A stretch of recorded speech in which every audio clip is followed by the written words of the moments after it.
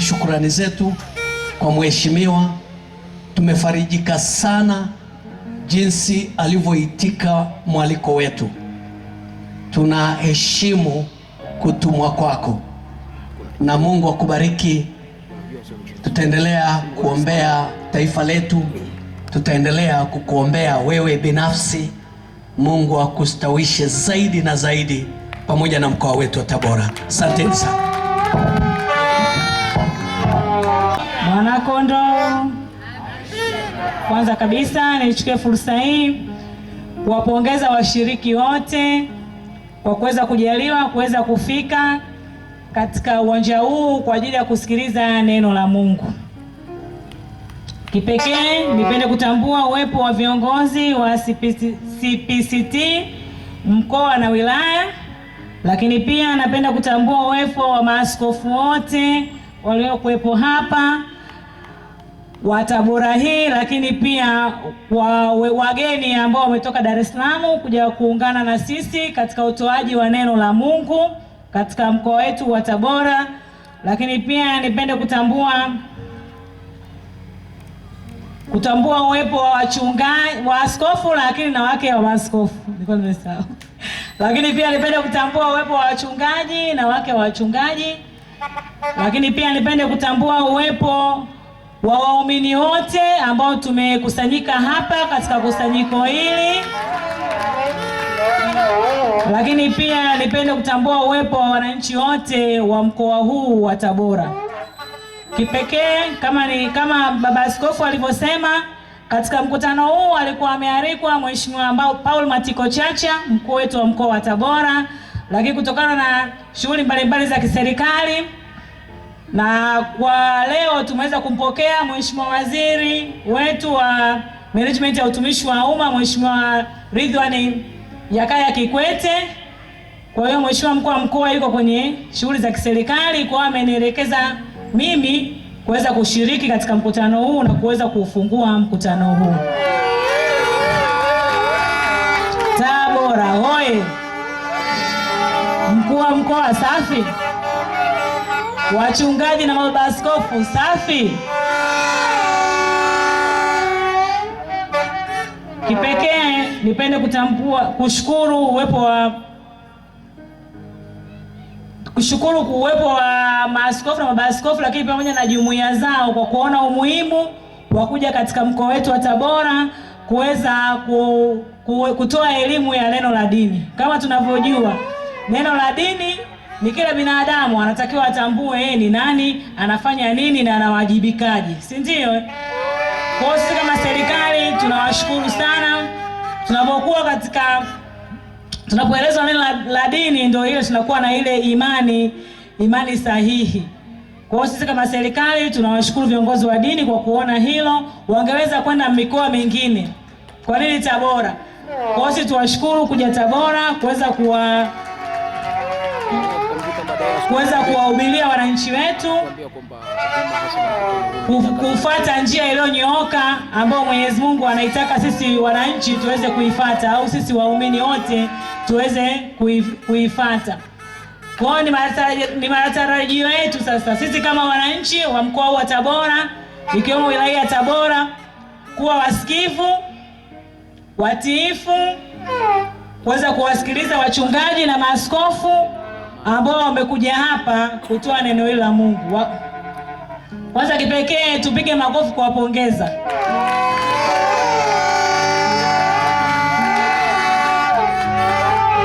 Wangeweza kwenda Katavi, wangeweza kwenda Sumbawanga, kwa nini sisi Tabora? Kwa maana yake sisi pia tuna upako. Tabora hoye!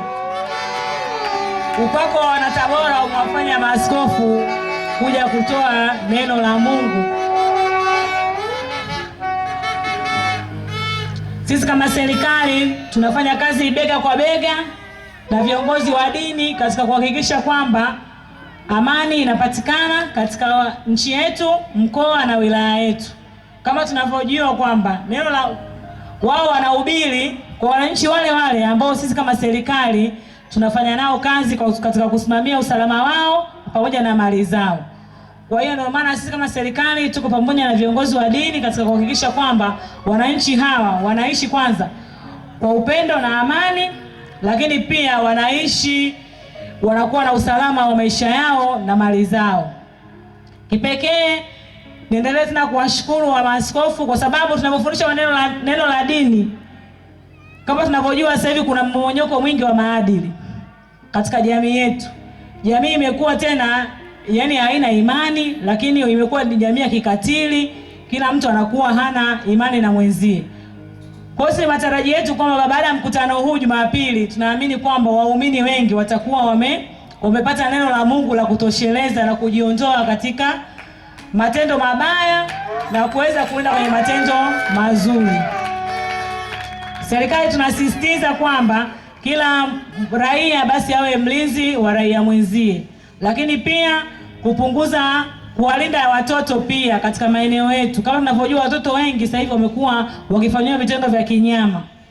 Kwa hiyo mimi niwashukuru maaskofu kwamba katika kipengele hicho pia kitiliwe mkazo jinsi ya maadili ya watoto na wenyewe wathaminike, watoto walindwe na wazazi wao ili watokane na adha hii ya ukatili ambao wanaendelea kufanyiwa siku hadi siku.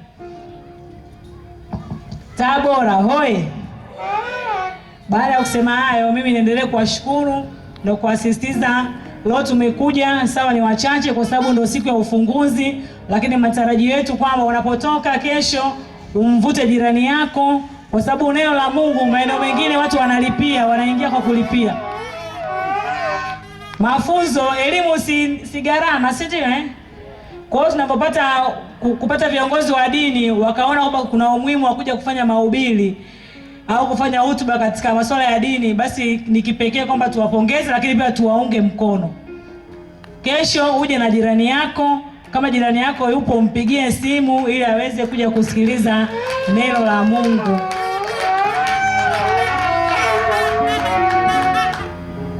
Ndugu zangu, siku za mwisho zimekaribia.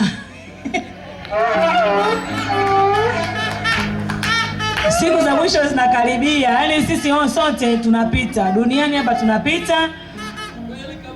Unatengenezaje kesho yako? Unatengeneza kesho yako kwa kutenda matendo mema, kusali, kumwonea huruma jirani yako, kuonea huruma watoto ambao wanakuzunguka. Kwa sababu hao yote unayofanya hapa, kesho tunaamini kwamba kwa Mwenyezi Mungu unayakuta.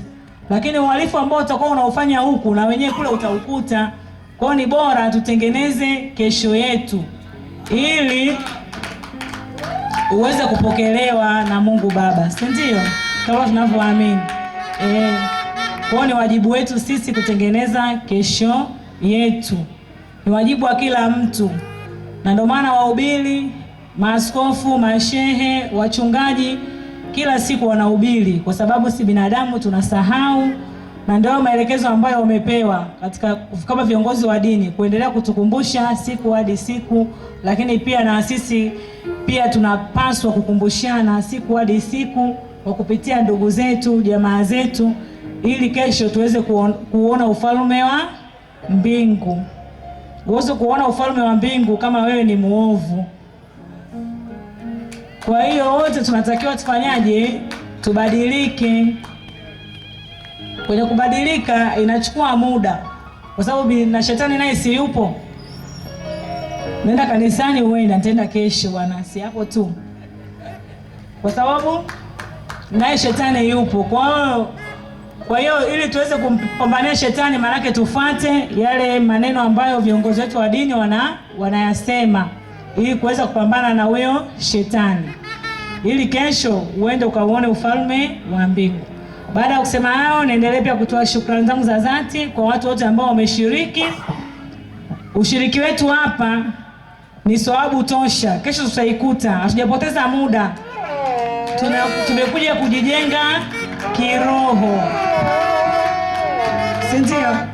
Makazini, kwenye shughuli zetu za kazi tunajijenga kiakili kuweza kutafuta maisha, lakini tunapokuja hapa tunajenga nafsi nyingine ya kiroho ambayo kesho ndio tunaenda kuikuta wapi? Kwa Mungu, si ndio? Baada ya kusema hayo, naendelea kuwashukuru sana. Nimefarijika sana kuja kuona kwamba